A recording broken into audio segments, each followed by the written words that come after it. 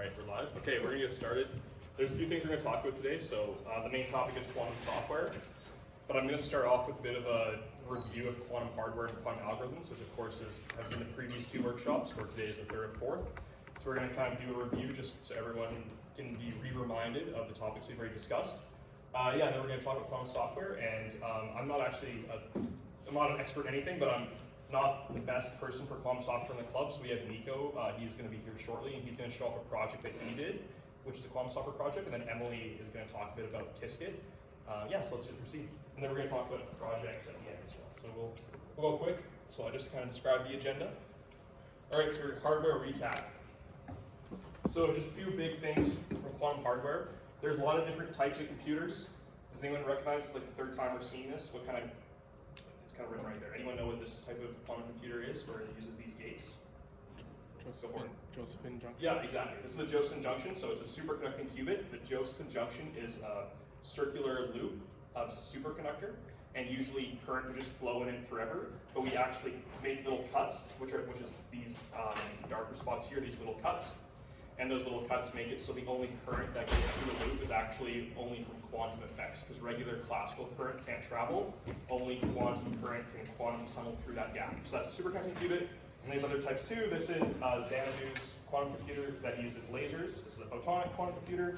That's Majorana 1, which is Microsoft's quantum chip that uses topoconductors, topological qubits. So just kind of the big idea here is there's a lot of different types of quantum computers, and pretty much whenever you can generate quantum phenomena, you can attempt to make a quantum computer out of it.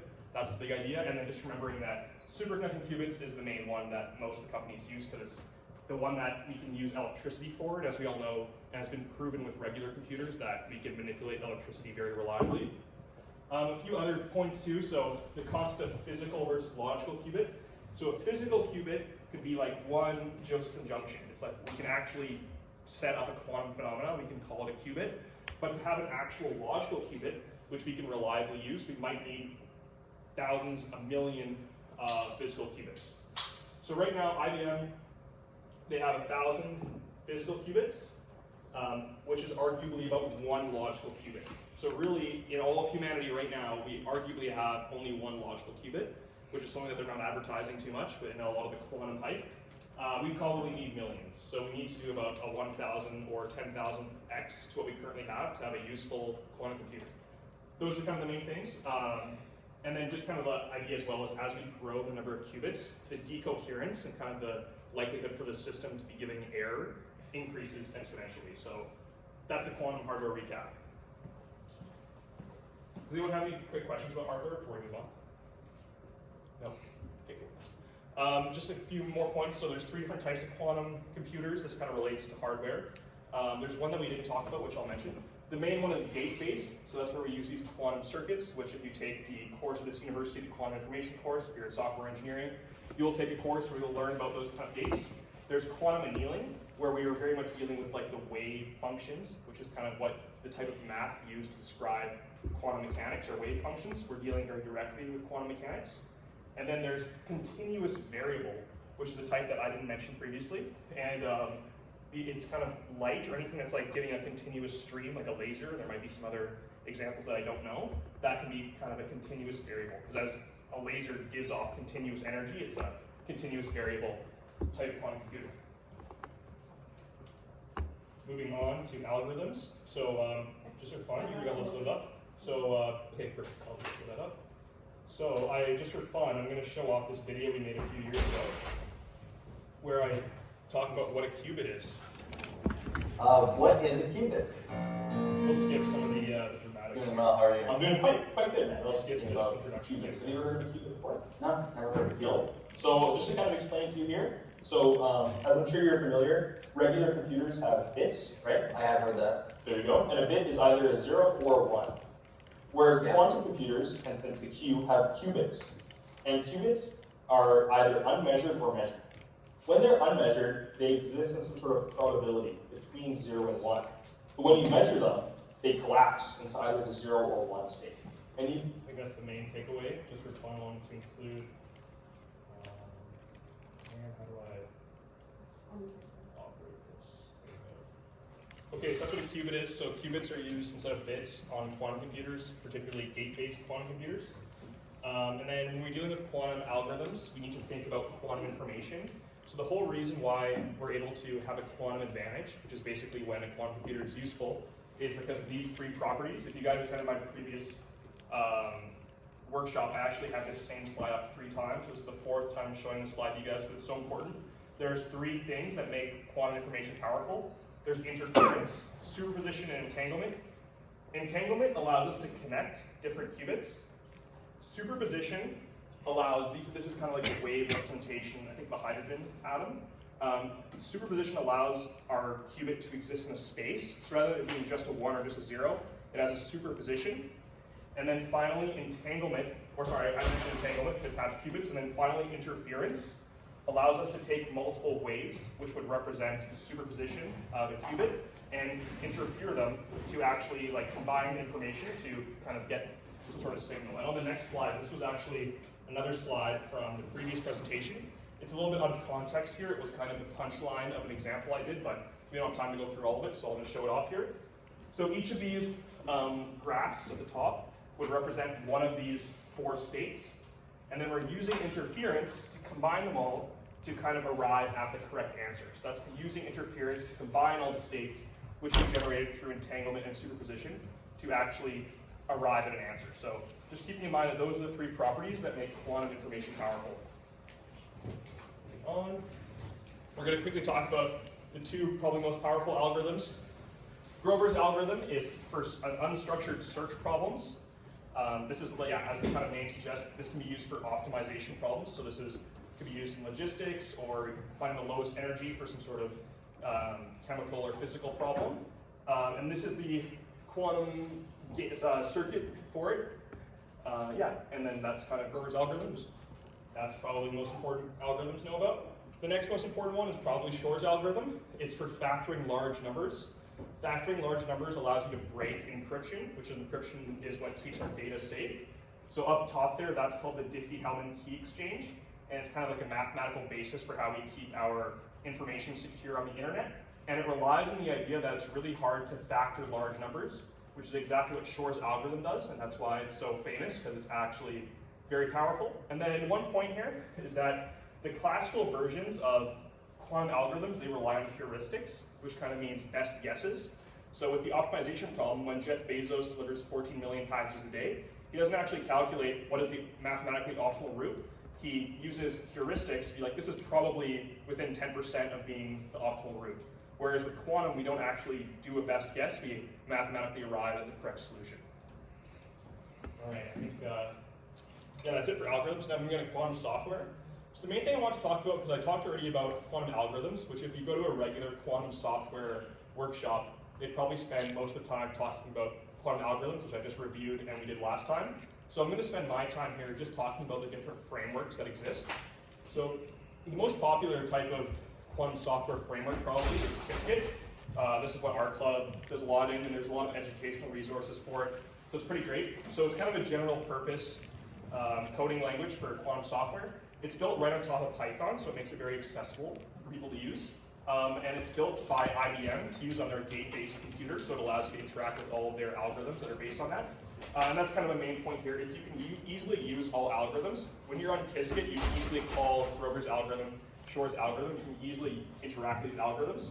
One thing to keep in mind, and this is kind of important, is generally when you're doing quantum software, quantum coding, and you run your code, unless you're explicitly calling their computer, you're generally doing some sort of quantum simulation. So really it's still classical computing, but it's basically simulating quantum computing, which is inefficient. So it's not actually giving you a quantum advantage, it's just allowing you to interact with your algorithm. And then it's important to keep in mind as well, so you can actually use their computer. They will let you use their computer, and you can use about 7 qubits for free. This is just what ChatGPT told me. I think there's like some more advanced formula where you can figure out how many qubits you can use. I've never actually interacted with this, so I wouldn't know for sure. But yeah, you can use 7 qubits for free. And if you pay, you can use 126 qubits. But this is highly error prone. As we talked about earlier, IBM's computer has 1,000 qubits. So you want to There's also a 10-minute maximum for the paid version. Okay, 10-minute maximum. You can use 126 qubits that aren't going to work very well. As we talked about earlier in the quantum hardware review, IBM, their quantum computer has 1,000 physical qubits, which is arguably one logical qubit. So they're trying to give you 126 logical qubits, which is 126 times more than they realistically should be giving out. So it's very error prone. So that's just something to keep in mind when you're using Qiskit, and kind of thinking about how usually when you're writing the code, it's a quantum simulation. And if you're actually using their computer, you're very limited by these very few qubits. Moving on, so CERC, this is Google's quantum software language. What's kind of interesting about CERC is where Qiskit is very high level, CERC is actually very low level to the hardware, so it's not based on Python. It's right into like Google's hardware, so your direct control of Google's gate-based hardware, which is pretty cool, but it's a little less useful. Yeah, assembly for like. Yeah, I think so. So if you guys know what assembly is, some of you might. Assembly allows you to directly interact with hardware. If you're taking mechatronics, electrical engineering, or software engineering, you will learn about assembly. I think that CERC is kind of like assembly for quantum computers. If you want to use algorithms, you have to DIY them, which is easier said than done. Whereas if you're using Qiskit, you can just like call the algorithm. On CERC, you gotta know what you're doing. And it's kind of more for research and proving quantum advantage. Some people were asking me about recent news by Google, how they had a quantum advantage thing that they recently did. And this was done on CERC coding language, and they basically created a mathematical system where the quantum computer was more powerful than a classical computer, and that proves the quantum advantage. However, it's important to keep in mind that it was probably a useless task they were performing. It's just to prove that their computer is more powerful than a classical computer for that use case. So that's CERC and Qiskit. And with CERC, you can't actually use their quantum computer like you can with Qiskit, unless you have a partnership, which individuals like us probably don't have access to. So it would only be in a simulation environment. One more comment as well is they have advanced noise simulation, which is pretty important for development of hardware. This is cool, I didn't know about this. So AWS, Amazon Web Services, they have something called Amazon Bracket, which is centralized access to multiple quantum computers. So they have access to IonQ, Rigetti, OQC, Xanadu, and D-Wave on this AWS Bracket framework, which is built upon Python. And what's interesting, I pasted this line of code here. So when you're running your code, you can be like device equals and like IonQ device. So you can specify which quantum computer you want your code to run on, and then it will compile differently depending on which computer it is. So it's compatible with whatever one you're trying to run on, which is pretty cool. I would actually, if you're trying to learn a lot about quantum software and become competent, I would probably look into this. This seems pretty powerful how it can interact with so many different types of computers. And what's interesting as well, which is why I have 3 exclamation points, is some of these computers are gate-based, for like gate-based algorithms and such, whereas some like D-Wave are QUBO-based. We'll talk about QUBOs in a second, that's quantum annealing. So this one package allows you to interact with gate-based and annealing computers all together, which seems very powerful to me. Then yeah, Q#, I've actually used this one. It's the only language I've used. I did like one project on this one time. It's Microsoft's quantum computing language. It's simulation only because Microsoft, they're working on the Majorana 1 chip, which I talked about in the quantum hardware lecture as well as in the review today, which is a topo conductor chip.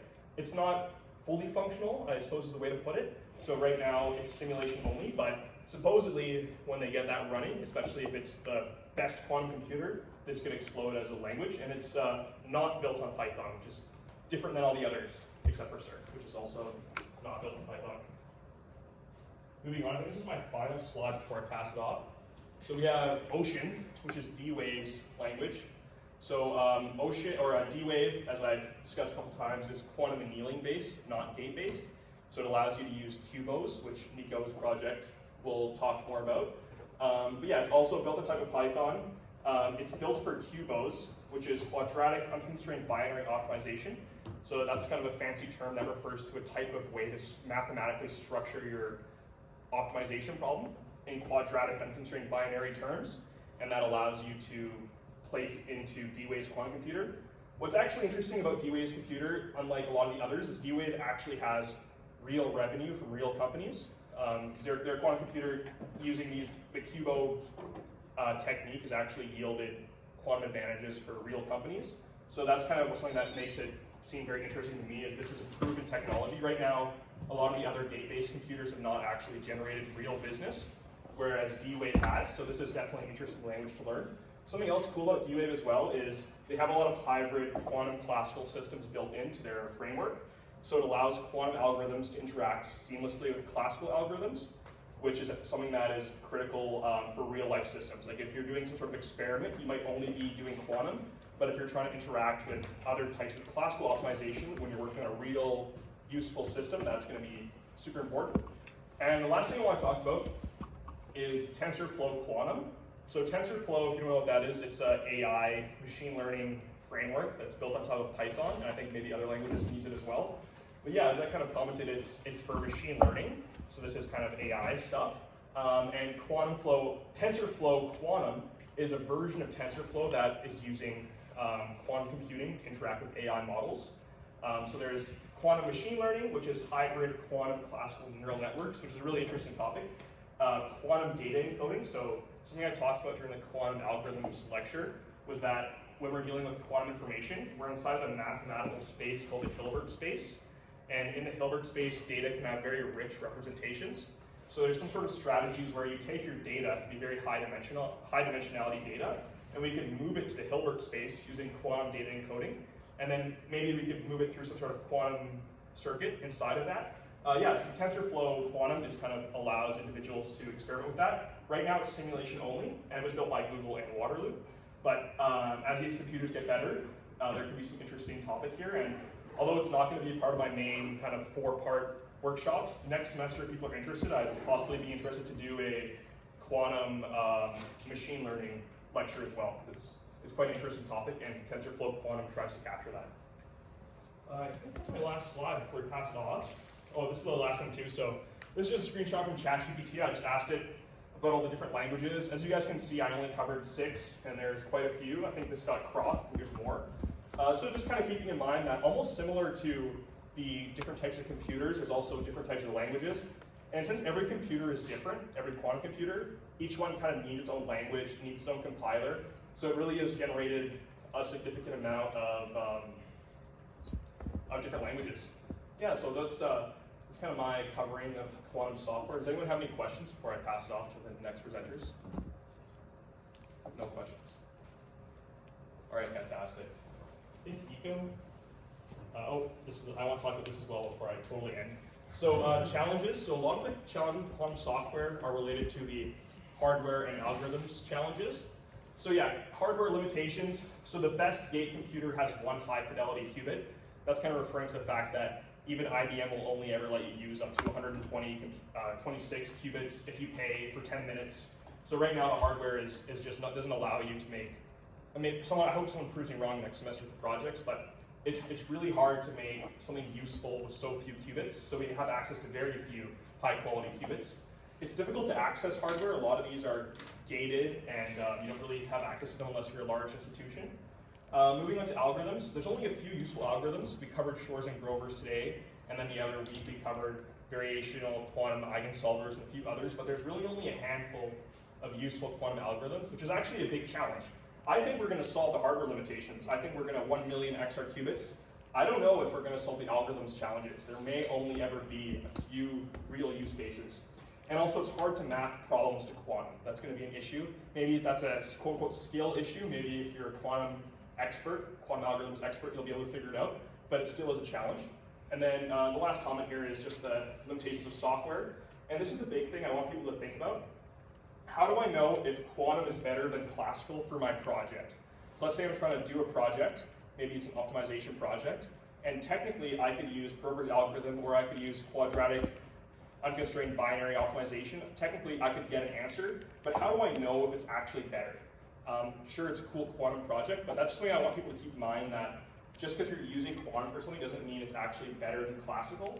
And there's been some interesting, I don't know if the comment is research or kind of experiments, but there's been some use cases where we thought quantum was going to be better than classical, but using generative AI techniques, we're actually able to be better than quantum was expected to be. So it almost feels like we're losing some of those use cases.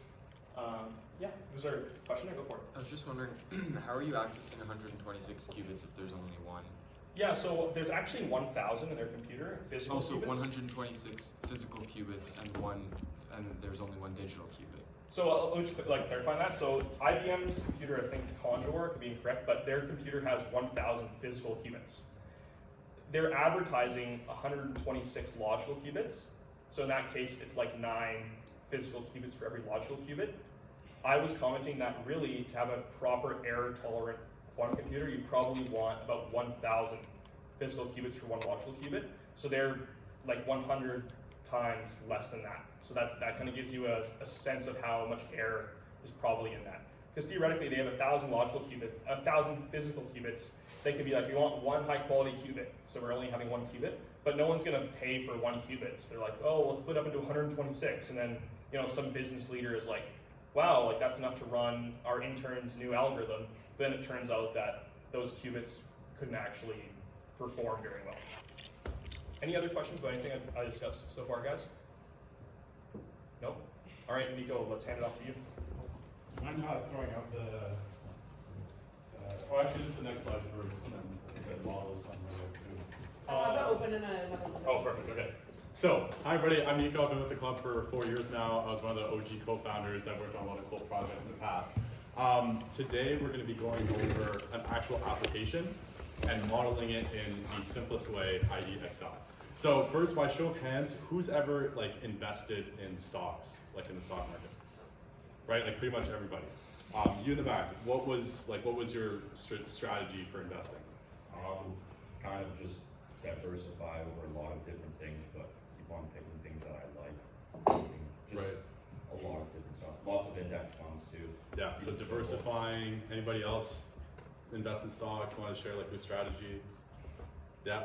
I like to choose industries or themes that I think are going to grow, like nuclear energy or humanoid robots. Yeah, very good. So you're those are the two answers I was looking for, where on one end, you want to manage your risk, right? You want to put all your eggs in the same basket and only invest in NVIDIA and then realize that they're total frauds, you lose all your money. On the other end, you want to take advantage of some of that, upscale potential, right? You want to maximize your returns while minimizing your risk. That's how modern portfolios are kind of built, right?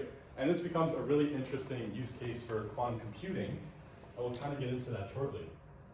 So this here is a project that I worked on in my third year through the club, which was tackling this problem using quantum computers. So these first two charts here, you'll see we have 3 different stocks, so Microsoft, John Deere, and Waste Management, so it's just 3 kind of random stocks. And you can see here, over the past year, this has been the percent that they've returned, right? So you can see that Waste Management went really far up and then went down a bit at the end. Microsoft has kind of been more linear, and then John Deere's kind of, they have different ways that they've been growing. And then on the graph on the top there, you can see what the analysts are forecasting for their percent return over the next year, right? So just simply by looking at this chart, you might think, why would I not just put all my money into John Deere, right? They're the ones that are growing the fastest. The issue becomes, again, that risk diversification, right? If you only own John Deere and John Deere goes down, your whole portfolio goes down. But if you own John Deere and let's say Microsoft, and if John Deere goes down and Microsoft goes up, right, your risk is kind of hedged. So that's where the quantum use case comes in. And this is also, as Hunter was mentioning, this is a type of QUBO problem, and we'll kind of delve into what that actually means now. So let's say you're in these shoes and you're looking at these 3 stocks and your manager's like, okay, I want you to pick 2 of these stocks that we're going to invest in right now. And you have to kind of figure out what the optimal solution is to do that. So the first thing you're going to do is modeling the QUBO. So this here is what we call binary decision variable vector. It sounds complicated, it's very simple. You have your 3 stocks here, and each of those are going to take a value either 1 or 0. So let's say this Microsoft line here, it's a vector, right? If it's 0, that means in your program, do not invest in Microsoft. If it's 1, it means do invest in Microsoft. So it's just a binary choice that you're making, and that's the same thing for all 3. So if your vector was, for example, 1, 0, 1, that means invest in Microsoft, don't invest in John Deere, and invest in Waste Management. Does that kind of make sense so far? Okay, cool, awesome. The next part is modeling in the risk, right? So in finance, the way that you model risk between different stocks is their correlation with one another. So now I was mentioning that, if John Deere goes up and Microsoft goes down, like that might hedge your risk in your portfolio. You call that correlation. So if a stock goes up and another stock follows it, you'd say it has a positive correlation. And if one stock goes down, another one goes, or one goes up and the other one goes down, you'd say they have a negative correlation. So to minimize your risk, you want to kind of find a portfolio that has, some stocks with positive correlations and negative correlations with each other. And that's where it gets quadratic. So this matrix here essentially represents the correlation between each of them. So you'll see in this top row here, it's like row A. This is the correlation that Microsoft has with itself, right? So if Microsoft goes up, Microsoft is going to follow it perfectly, right? Like that's kind of trivial. If you move on to this one here, this is the relationship between Microsoft and John Deere.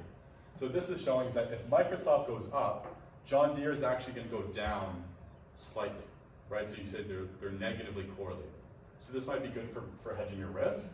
And then up here, you have Microsoft and Waste Management. So if Microsoft goes up, Waste Management follows it, but like by a very, very slim margin, right? If it was 1-to-1, that would be 100. You can see that's a lot less than that. So they're still pretty different. And then this one here is the correlation between John Deere and Waste Management.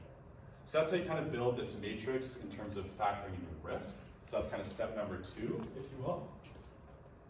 Then, of course, everybody wants the money. You got to factor that in somehow. So this here is your returns vector. So it's the exact same thing. It's just a vector of values, right? And each of these indicates the potential return of each of the stocks. So here we see that Microsoft has a 10% expected return, John Deere is 15%, and Waste Management has 13%, right? So that's kind of the returns profile. And within this problem, you want to minimize risk and maximize returns. That's how we need to incorporate both of those. Is everybody clear on that so far? Okay. Now it gets a little bit fun or complicated, depending on how you see it. But modeling the actual QBO is just an equation. It's just a really long matrix mathy equation. The first thing you start off with is your risk factor. So here I put 50%, that means like I'm a neutral risk. But if you were to change this, like we'll see when we do the actual simulation, you can model that as to how risky or low risk you want to be. The next is your stock vector. So I just took it was like this, and I transposed it. That's why it says stock vector transpose. It's the exact same thing, it's just easier to do matrix math on it. Here you have the same covariance matrix, the correlation between the stocks that we saw up there. Here we have the stock vector back again, but just in its normal form. Here we have it transposed again, and then here we have the returns vector that we saw earlier. And essentially the equation is your risk factor times the correlation between the stocks, and then you're subtracting the returns of the stocks, right? So if you're looking at this equation, what you want to ultimately do is you want to find the minimum value for this equation, right? Because you're saying risk is positive and returns are negative. If you have really high risk and really low returns, you're gonna get a high value. If you have low risk and high returns, you're gonna get a low value, which is what you want, right? And we'll look at that in a sec. So just to kind of model that out for you there. Another interesting thing is, what we'll get into is picking the kind of ones and zeros and how this actually translates to real values. So I built this out here. This will be sent out to everybody if you want it. But it's essentially a model for you to actually go in and play with this, play with the QBO and actually see how it works. So you can see here, this graph here is just the historical performance of each of the stocks, right? And then I just kind of averaged them out over the past year. This is the covariance, or like the correlation between each of those stocks that's been calculated already for you.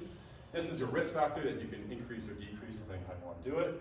And then this is your stock picks vector, right? So we said at the start that we only want to invest in 2 of these stocks. We don't want to invest in 1, we don't want to invest in 0, we don't want to invest in 3. So this vector right now is not valid, but if I do that, now this becomes a valid input vector, right? Because we're only buying Microsoft and Waste Management. This is your expected returns for each of those. And then all of this maps into the full matrix math that's been set up here. So what I want you guys to look at is this value here. This is the end result of that computation. So right now for Microsoft and Waste Management, we have a value of 0.85, okay? But now let's say we want to simulate it with Microsoft and John Deere. This value goes down to 0.78. So what that's telling you is that your model is favoring having that combination instead of that combination. Likewise, if we wanted to do John Deere and Waste Management, it goes up again now to 0.83.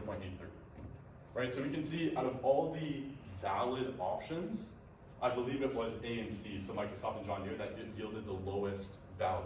And you want to minimize that value, so theoretically that's the best possible outcome, which is what we see here.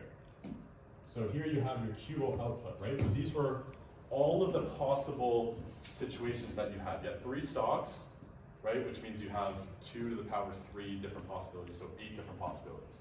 Obviously, if you don't pick any, like, it's not really solving your business problem. If you only pick one of them, it's also not solving your business problem because we said we want to test in 2. And likewise, if you invest in all 3, there's also no point doing this, right? Like, you're trying to pick the best ones. But you see these 3 options here show you exactly like which value is going to be the best. So in this case, it was between Microsoft and John Deere and Waste Management, and this value was slightly lower. So given your whole model and your risk assumptions and your returns assumptions, this would be the optimal value. Do you have a question? Can you take into account the fact that you're not buying one single stock, you're buying X number of stocks for any company? You're not buying a single. Yeah, that's an excellent question. This was the base version of the model that I built, and it's kind of explanatory friendly. In the weighted asset model version, it becomes a lot more complicated because now, like you said, right, you might be buying 2 shares of Microsoft and 1 share of John Deere, or like 0.5 shares or whatever it is. So this model factors all of that in. I'm not going to go over it today. I'd be happy to talk about it if anybody's curious afterwards, but that's what would factor that in. This becomes a lot more complicated, requires a lot more qubits, but it does exactly do what you would want to do. So just to clarify, so in your simple kind of toy example, it can easily be solved inside of the spreadsheet. But as we increase the complexity, then it becomes beyond what your computer can do, and you need quantum. Is that where we're going? So you kind of fed me right into my next point there. So when you run the problem, right, we discussed that there would be 2 to the power 3, so 8 total combinations. There are, I think I wrote it down here, 53,000 different publicly traded stocks on the market right now. So if you were to take that same logic and you put it into your calculator right now, like I would encourage you to do it just so you can see how big the number is. If you did 2 to the power of 53,000, that's how many different options there are now for your portfolio. Can your calculator even, it can't do that, well, right? that's why I encourage you to do it, because all your calculators will give overflow. Because that number, I think, is more than the amount of grains of salt that there are on planet Earth. Like, it is an extremely difficult problem to solve, and that's why it's NP hard. That's why we bring in quantum. In theory, if you were to have a fault-resistant utopian quantum computer with 53,000 logical qubits, you would be able to solve this problem to the exact perfect answer, not a heuristic answer, so like, we think this is the best. You could actually find the perfect answer to this problem, which is really powerful. For context, when I did this problem, we used D-Wave, and we were able to model it for about 100 different variables. So for us, it was like 20 stocks, like different percentage of each stock, but you could model it as like 100 different stocks. We were able to actually compute it there. After that, it got like super sketchy. But that's like practically what we were able to do. Is there a reasonable way to do this, since we're limited to the number of bits we have right now, to classically first find like a group, like a subset of companies that are the best to invest in, and then what? Sort of, yeah. And then once you have that, you can then transfer that to the quantum model and use those X number of companies as your next like stage. Absolutely. That. Yeah, so I'm just going to kind of clarify that to the non-finance individuals in the room. An index fund is like a stock that you can trade, but it encompasses a bunch of different stocks within it. So let's say you have like a Magnificent 7 index fund. That's basically aggregating the returns from like Google, Nvidia, Netflix, all the Magnificent 7. And that, to your point, is what people in the industry are currently doing, right? They need to narrow their subset of different options that they can have so that they can run their classical optimizations on. But theoretically, there becomes that gap between, what if there's one of the stocks in the Magnificent 7 that doesn't actually do well in this model, but you have to buy the whole index fund? That's when being able to simulate for every single one comes into play with like being able to find the optimal solution. Yeah, question. I don't want to call this a time dependency, but is there a level of like how long would it take to run that on a quantum computer versus on a classical computer? Like, what would be the reason to do it? Like, if if you need 53,000 digital qubits, how long would it take to do on a classical computer? Like, could it still be done? I don't think It so. would take, I think, like 200 years or something like that. I forget the actual number. I calculated it last year, but it would take a lot longer than you might want it to, right? And that's a great point that you raise, is like the time it takes, right? Like you could be sitting here at RBC and saying, okay, we could simulate this and like do it reasonably well classically, and it'll take us a year, right? To get like a perfect answer, let's say. But the stock market's gonna change a lot in a year. And the use case for this is you wanna wake up every morning, run this, given like all the changes that have happened, and be able to change your portfolio dynamically so that you always have the best portfolio, not just at one point. Yeah. Did you have to find the correlation numbers, or like, do those just exist?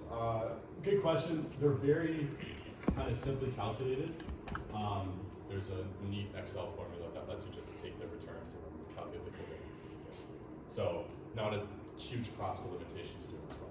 Yeah. So would the 53,000 digital qubits allow you to do the calculation essentially instantaneously, like as fast as the quantum information? Like I'd is? say probably minutes. Like you'd have to factor in like latency.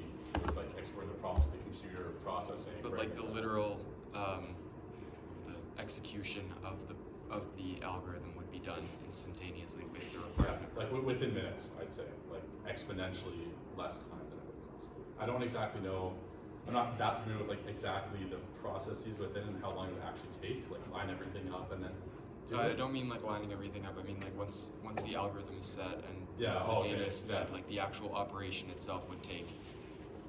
Like, Seconds or minutes. It's not log based to or whatever the time constant is your classical is log 2. Yeah, Time, yeah. So I would encourage you to do some more research into that, because I can't say I'm the most well versed into it. But in like kind of grand picture stuff, it's exponentially faster. And well, yeah. Did you ever look into towards the end of your project if we did get 53,000 logical qubits, like you said, it would take to run this? What would actually happen in the real world? Like if we had someone who had access to a computer like that, what effects could that have on the market, knowing that someone can constantly be buying and selling in massive quantities of things that they think are going to be the most profitable? Do you see that, like how do you see that affecting the market itself? Yeah, that's an excellent question. That's kind of the more like theoretical, like society implications of quantum computers, is that you're right? Like once everybody can compute the hardest problems in the world, where is the advantage? Where does human creativity lie? Where can you as an individual use this technology to your advantage? Within the realm of this specific problem, there are two things that you can modify that will, based off of your interpretation, give you an edge over the competition. The first one is the risk factor, right? So let's say if you model this risk factor, so right now for John Deere and waste management, you have a score of 0.83. If you vary your risk factor like that, it goes down like significantly, right? So your output is completely different. Likewise, if you have better insight into this, so if you have better insight into how you think the stocks are going to perform, right? So for instance, we can change this up here. If you think that Microsoft's going to do 15%, and this one's going to do 9, and this one's going to do 2, that changes your value again, right? So the inputs into your calculation are like this is all historical, like this is actual data. You can't really change how something performed. You can change your risk factor, and you can change your expected returns based off of what you think is going to happen, and that's what gives you the edge with this. Awesome, great question. Any other questions? I think this is it for me. So. Okay. Any more questions, guys? All right, Emily. You know, I'll ask you after. Okay, yeah, and the thing is, like, I'd be happy to sit down with anybody who wants to chat about this further, like, especially this model, because this is where, like, it gets really, really weird, and I love weird, so I'd be happy to talk about that, talk about this. I'm gonna send this Excel file to the Slack, like the general member Slack, so everybody can, like, play around with it, and maybe even try to take your next portfolio with it, but, yeah, thank you. Awesome, thanks for letting me go. Emily, you want to go for it? Okay. And because on Sunday we were doing our first like Qiskit session, I just want to explain like what Qiskit is for those who don't know. So from the very basics, what is a programming language? In case there's like any first years in here. So a programming language is a structured way to give instructions to a computer.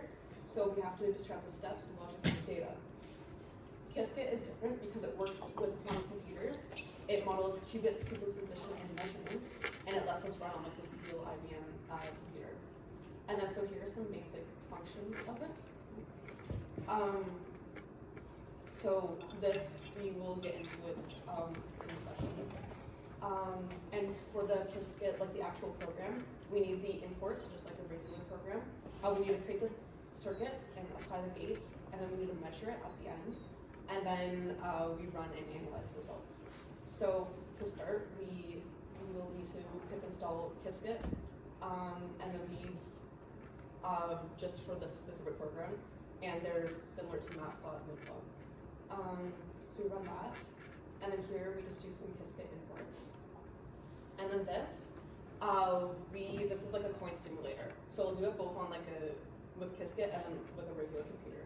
So this shows the gate, and then when you run the program, this is hypothetically, if we were to flip a coin 1,000 times, this would be the outputs. And if I keep running this, see the numbers keep changing, and see it takes like you can't even tell how long it takes. And then same, this is on a regular computer. It does it a bunch of times, and it still takes barely any time. So this is an example, as Hunter was talking about earlier, how like there's no real quantum advantage right now because this it's only for 1,000 coin flips. A regular computer, it takes no time to do it, and a quantum computer who does it all simultaneously, you can't really notice the difference because the classical computer is so fast. But yeah, I'll keep the program up.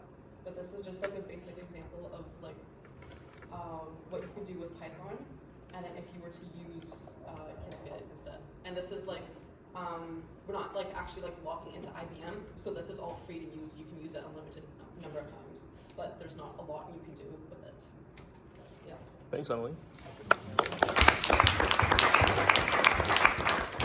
Guys, I'm just going to wrap this up. So that was kind of the main section of quantum software. I really appreciate the examples. And then, yeah, Nico, that was really cool to see how you can do the very basic problem just on your spreadsheet, but then as we scale to 53,000, you would require that many qubits. So that was definitely a great example. I appreciate it a lot.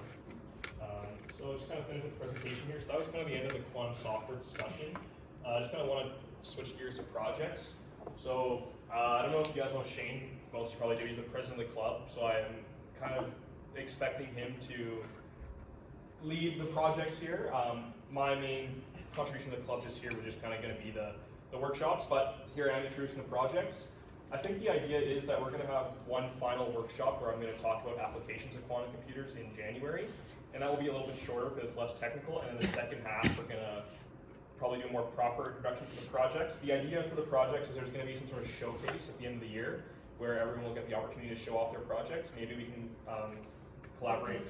Yeah, collaborate with industry. There's the Quantum Consortium, what is it called? The Quantum North American Quantum Consortium. Yeah, so this cool organization that Emily's working with, so there might be some interesting opportunity to have an event hosted at Western where we show off our projects, people from other schools come, and there's actual industry people involved with this organization. So there's opportunity and for a cool event to happen.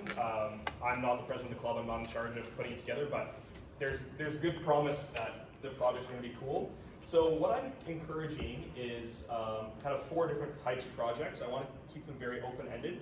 So as per my 4 workshops, of course there is software today, hardware, algorithms, applications. These are the 4 big topics as I see it of quantum. And I encourage you guys, as you're thinking about which projects to pursue, to, obviously if you're interested in a software project, and frankly software is where you're actually going to be able to interact with the quantum computers. So if you come to the most technical projects are probably going to be software. However, I encourage you guys, especially if you're not in software, to think about some of these other types of projects. So with software, Nico was talking about some sort of project idea you had related to your capstone. Maybe you can share that at our next meeting or later. But yeah, he's doing something interesting. What kind of project is it? Do you want to introduce a few sentences? Yeah, we're working with D-Wave to do delivery optimization. So deliveries with trucks and getting into all the different stops. We have a lot of traction. We have a lot of industry partners, so there's a lot of cool ways you guys can get involved, non-quantum and quantum. I'm sure I'll talk about it. Yeah, you'll talk about it later, but talk about it with me after, but it's getting a lot of traction. It'd be really cool to have it on it. So. yeah, so if you want to work on like an actual very serious project, like this capstone relate to actual business use cases, that's good. Nico's project is going to be doing that, and of course there'll be a lot of work in software, probably both classical, like I'm sure maybe he wants a good looking website, but also in quantum, and then there'd be a huge quantum applications part to that, so people might want to do some like financial modeling.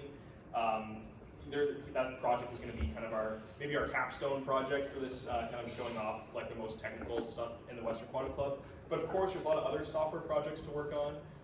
Kind of anything you could think of. You could maybe work on whatever you'd like, and kind of with the scope for the projects, it could be as small as you'd like. It could be kind of a one afternoon, just kind of put something together, or it could be, you know, your main side hustle for next semester. So yeah, kind of software. Applications, if you're less technical or this is what you're interested in, I think it'd be cool if someone made like a poster where they explain all the different useful things to do. You know, there could be one corner where they're talking about these are useful chemistry things you can do, and these are companies that will benefit when they can run, you know, when they can use a quantum computer to simulate this or that. I think that would be cool if they just kind of, someone really cleanly laid out what are the actual applications. Because as I was talking about, one of the main limitations of quantum is applications. What are we actually going to do with these? Sure, we can run the Qiskit program to flip a coin, but is that useful? Maybe not. So I think that would be interesting to explore, and it's not necessarily that technical. Algorithms, similar to my idea for applications, someone could have a poster where I think I pulled up earlier in this presentation Grover's algorithm. It looked exceedingly complicated. If you take the quantum algorithms course at this school, that's like the last lecture is on Grover's algorithm, and even Bouchel, who's the, some of you may know him, he's a very smart, evil professor. He frankly didn't seem like he fully understood how the algorithm worked. So if someone was able to spend the next few months making a poster and they understood how it worked and then they could explain to me and explain to others, I think that's a really cool project, just kind of that knowledge sharing. And then hardware, so obviously we're not going to be building any quantum computers, but I think it'd be cool to build some sort of like quantum experimentation devices, like some of you might be familiar with the double slit experiment where you shine a light through like a slit or two slits and it creates this wave pattern. And there's a lot of other different experiments. There's a lot that you can do with light where you're using like polarized lenses and you can like bend them in certain ways to get some unexpected phenomena. I think there's a lot of cool hardware projects. And frankly, if you want to set up a quantum slit experiment, it would probably take you like, you know, like 1 hour to do. So I think that there could be some actually quite cool projects that could be put together quite fast. Yeah, so those are kind of the 4 different realms. Again, I'm not leading projects explicitly, so I don't really have too much else to say about them, but in January, when I deliver my final workshop, there will be some more concrete information regarding the projects. Just show of hands, who's interested in doing a project next semester? Okay, most people. And then I'm curious as well, who wants to do a software project? About half people. What other kind of projects do people want to do? Like, I wouldn't mind helping out on a software project, but it's more so like the mathematical modeling of it, basically, because I'm not really good at, like, I don't know much about programming languages, like, per se, like, all the syntax and stuff, but I like the actual, like, mathematics behind algorithms. Because you could do an algorithms project. Like, if you did your project on explaining Grover's algorithm, like, that would be cool. But yeah, okay. Anyone else? Anyone want to do a hardware project? You want to do a hardware project? Do you have any ideas, or just kind of? Just kind of gather. Okay. Do you like my idea of kind of doing like some sort of like quantum experiment, or is that rethinking something else? Because I think that'd be cool. I'll definitely work on you with that. Yeah, go ahead, Emily. If anyone needs access to quantum hardware, I can put you in touch with other schools if you want to do like a cross-university collaboration. Right, that's another point as well, is the workshop that was ran recently was about quantum hardware. So that you guys probably have like some interesting connections as well for like more like technical hardware interaction maybe. We have labs. They have labs, so that's a huge thing. So and that's kind of where my knowledge tapers off as well. But yeah, if you want to actually interact with real hardware, we got labs apparently that we have access to. So yeah, there's a lot of opportunity here. So I just kind of want to get the juices flowing for everyone. And then just to reiterate as well, the projects, I know some clubs, they are trying to force huge projects down people, but just kind of thinking that even if you made a very simple project, I still think it'd be very cool. And then the intention is, as I mentioned, to have a showcase at the end of this school year. Then again, just to mention for the final time that I'm not in charge of the project, so I'm not going to speak to that too confidently today, but yeah, that's kind of everything I wanted to discuss today. Does anyone have any final questions before we wrap up the session? Go ahead, Emily. For anyone who wants to run a project, it is a requirement to come join us on Sunday for the Kiskit first session. So we just have Da Vinci's at 11 a.m. All right, cool. Yeah, just comment on that as well. So yeah, we're going to be doing the Kiskit, the educational course. I think we talked about it quite a lot on the quantum algorithms lecture. It's pretty in-depth. The first like 3/4 of it, I think, are like maybe 2/3 are actually just quantum information. So they don't actually send you right into coding, although they might, but it's mostly about actually understanding quantum information, which I think is really cool. So yeah, if you want to learn about Kiskit, want to learn about quantum algorithms, quantum information, show up, or if you want to lead a project, mandatory. Yeah, okay, cool guys, so that's everything I had for today. Thanks a lot.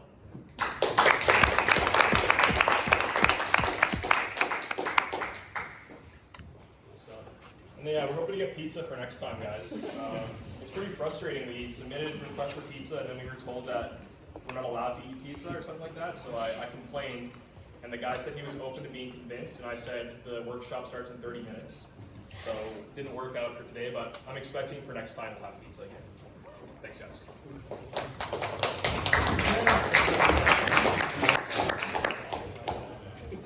It's all his fault. It's all his fault.